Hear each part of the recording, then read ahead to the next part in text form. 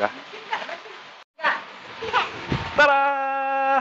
Nah, mana surat-suratnya? Lupa. Ini bukan saatnya untuk menilang. Assalamualaikum warahmatullahi wabarakatuh. Berjumpa lagi dengan saya, Riko, di channel Polisi Main Koi. Pada video sekarang, saya akan menerangkan ada beberapa faktor sebelumnya. Ada beberapa faktor terkait tumbuh kembang ikan.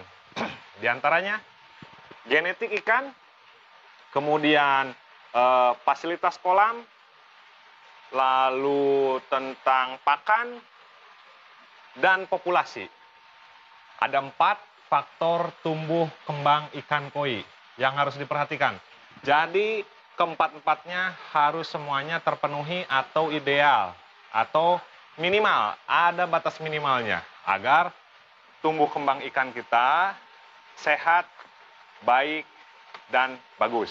Dan bisa maksimal tentunya.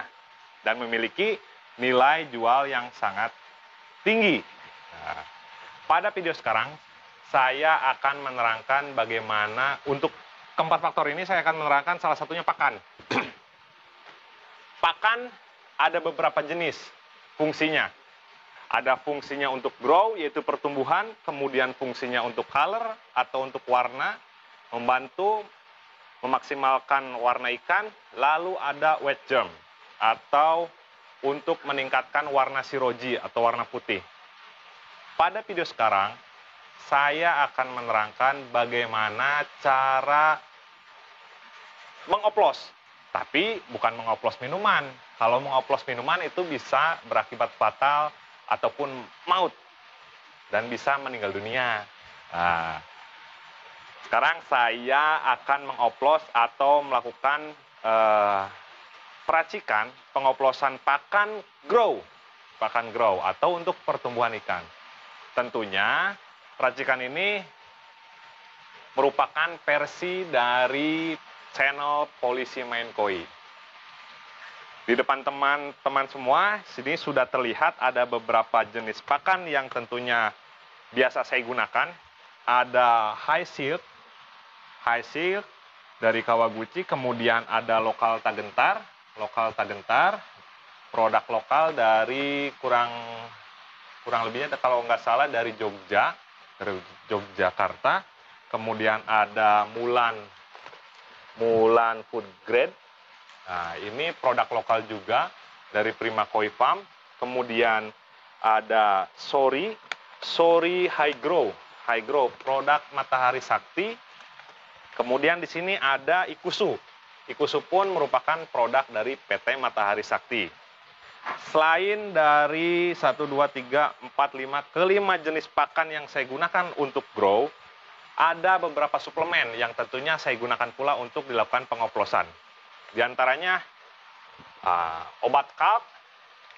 Kalk ini merupakan tablet yang isinya mengandung kalsilaktas atau kalsium untuk pertumbuhan tulang ikan, agar tumbuh kembangnya lebih maksimal ataupun lebih bagus. Kemudian ada botol isinya cairan yang di 1 jerigen ini adalah MIDA, suplemen MIDA. MIDA itu kepanjangan dari mineral damiri. Ini merupakan suplemen pakan untuk ikan koi, fungsinya sangat dahsyat. Silakan teman-teman bisa buktikan, jika berminat silakan cantumkan di kolom komentar. Kemudian ada GDM cairan ini merupakan suplemen organik cair. Ini nanti bisa dicampurkan ke pakan ataupun langsung ke kolam sebagai bakteri starter. Oke.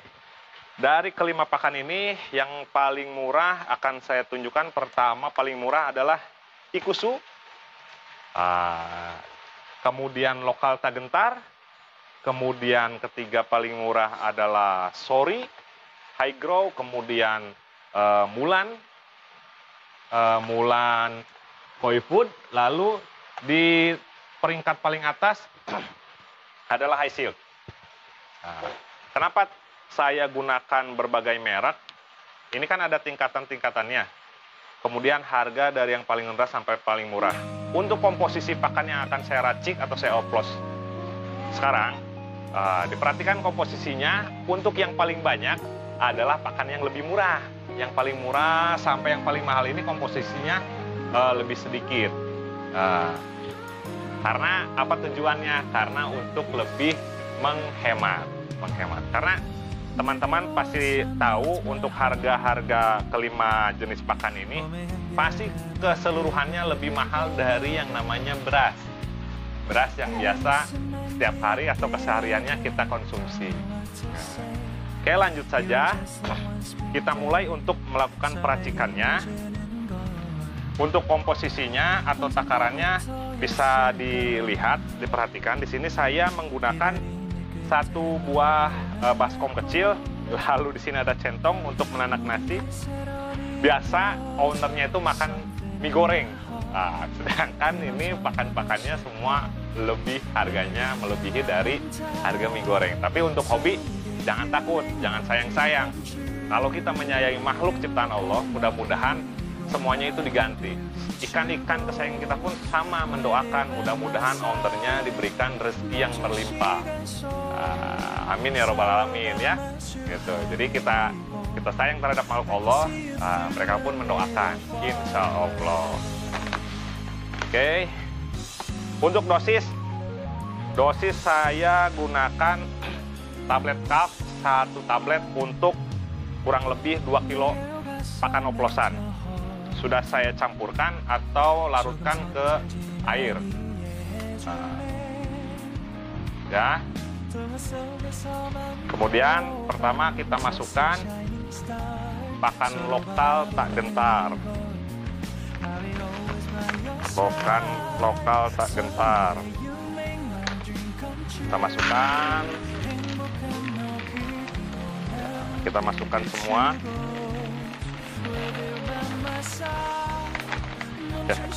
Paling banyak ini pakan yang paling murah sebetulnya. Kita masukkan pakan ikusu.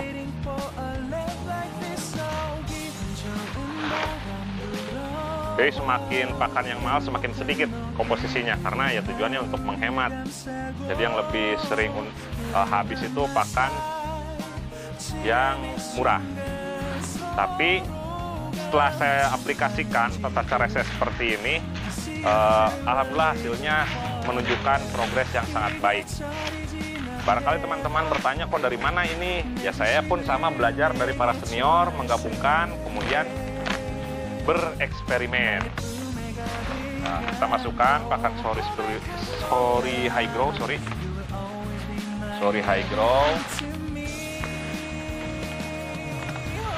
Nah, untuk pengoplosan pakan ini biasa saya gunakan untuk kurun waktu sekitar 1 minggu. Kita masukkan Mulan High Grow.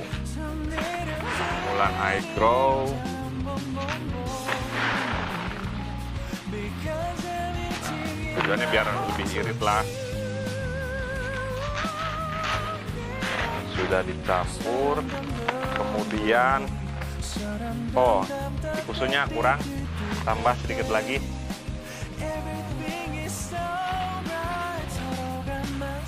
Iya, kemudian kita masukkan high silk. High silk ini sebetulnya bagus, pakan impor yang bagus untuk grow, warna lebih shiny. Oke, dirasa cukup.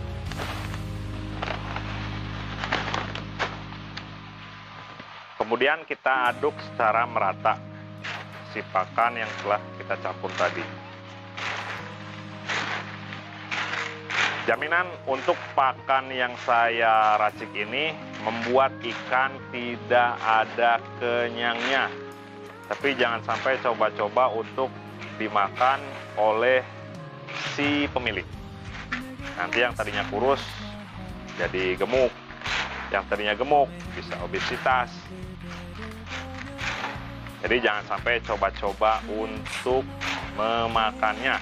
Khusus digunakan untuk ikan. Setelah tercampur secara merata, kemudian masukkan tadi kalsiumnya.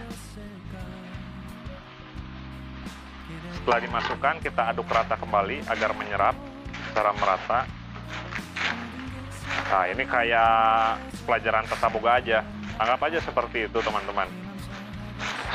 Tapi untuk makanan yang kita hidangkan ini diperuntukkan untuk ikan koi kesayangan kita.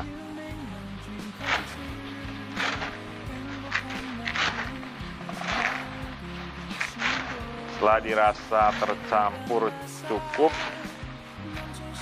kemudian kita gunakan mida.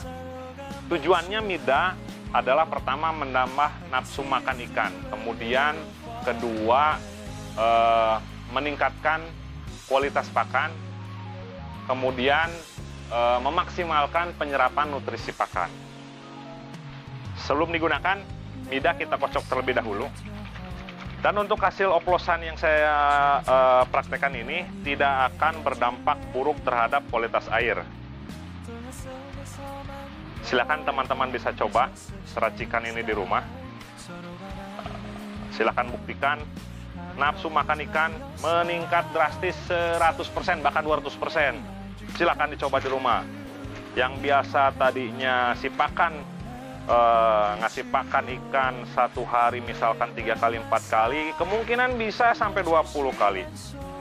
Nah, jika teman-teman di rumah, jika keadaan ikan sudah kenyang, maka untuk pakan akan lama mengambang di permukaan air. Kalau menggunakan oplosan atau racikan saya, bisa dibuktikan bahwa pakan tidak akan sampai 1 menit mengambang di permukaan kolam. Jadi ikan itu sangat ganas dalam memakan pakan racikan saya ini. Nanti langsung bisa kita aplikasikan ke kolam milik saya. Oh ya teman-teman, saran dari saya, pemberian pakan menurut channel Polisi Main Koi, jadi dalam 1 minggu itu diusahakan tidak dicampur antara grow dengan color. Kalau ada pencampuran grow dengan color, itu tandanya orang itu malas. Jadi harus setiap fungsi pakan harus masing-masing. Jadi jadwal pemberian pakan yang saya lakukan atau saya aplikasikan dalam 1 minggu 7 hari, 3 hari kita berikan pakan grow, kemudian 2 hari kita berikan pakan color atau warna, kemudian 1 hari berikan pakan WG atau wet germ yang mengandung gadung. Dan 1 hari berikutnya di hari Minggu itu usahakan untuk puasa. Kenapa tujuannya puasa? Untuk melancarkan pencernaan ikan. Dan untuk malam hari, mungkin ya kalau yang kapasitas filternya bagus, untuk pemberian pakan malam hari sah-sah saja. Kalau untuk filternya terbatas, itu sangat tidak disarankan. Karena pada malam hari cenderung ikan lebih pasif, berada di dasar kolam. Sehingga tidak akan tercerna dengan sempurna. Sebetulnya ikan itu tidak memiliki usus seperti manusia, jadi pencernaannya itu sangat singkat. Jadi mengapa kita harus memaksimalkan si pelet ini agar terserap dengan sempurna. Jadi jangan sampai kita pemberian pakan segitu banyak dan seringnya, tapi terbuang begitu saja secara percuma, kan sayang gitu kan. Nah, makanya di sini saya praktekkan, coba sharing pengalaman untuk pemberian pakan yang bisa memaksimalkan penyerapan nutrisi pakannya. Setelah dirasa sudah tercampur dengan sempurna, merata, maka kita masukkan probiotik, GDM suplemen organik cair. Apa tujuannya sih? Tujuannya untuk melakukan fermentasi pakan. Karena jika kondisi pakan dalam keadaan basah atau empuk, akan mudah dicerna oleh ikan. Kemudian sama halnya teman-teman penghobi biasa memberikan pakan dengan campuran Yakult.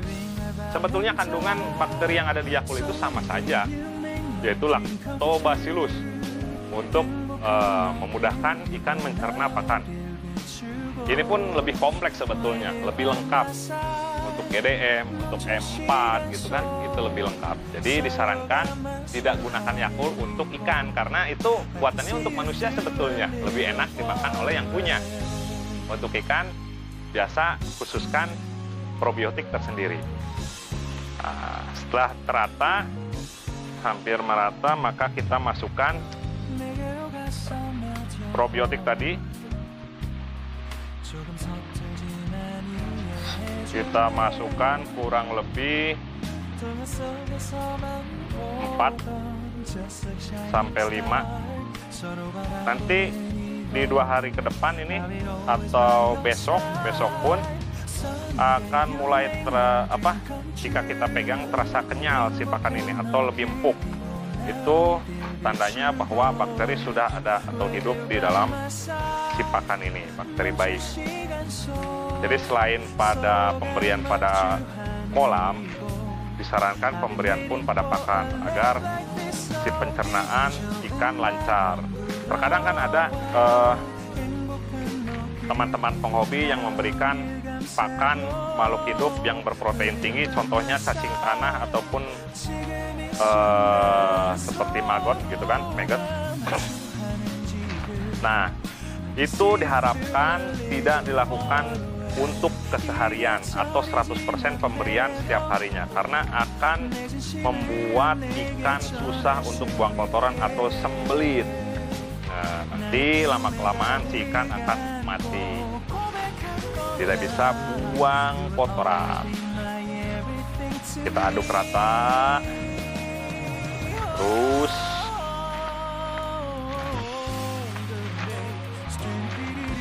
jaminan saya jika teman-teman aplikasikan tata cara pengoplosan pakan ini, saya jamin ikan gak akan ada kenyangnya, asal kolam filternya memadai atau teman-teman bisa menjadi lebih sering atau lebih rajin untuk melakukan backwash. Karena semakin kita banyak beri pakan, maka akan semakin banyak pula kotoran yang dihasilkan, sehingga akan mempercepat frekuensi atau periode pembersihan filter mekanis khususnya, karena menyaring partikel kotoran sampai yang terkecil, karena air pun ada titik jenuhnya. Setelah dirasa tercampur dengan merata dengan sempurna, maka kita masukkan ke dalam kotak. Tunggu sebentar.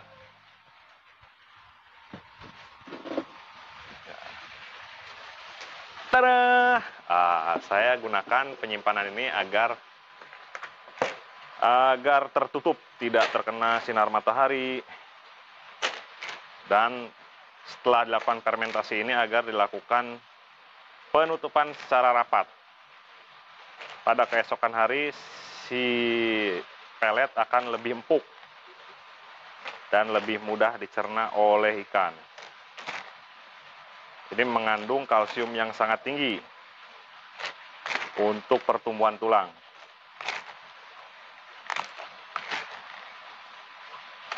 Oke, sudah dilihat bagaimana pencampurannya. Silakan teman-teman coba. Jika berhasil, kasih tahu yang lain. Kalau tidak berhasil, kasih tahu saya. Tapi saya jamin ini akan berhasil bagi ikan-ikan teman semua.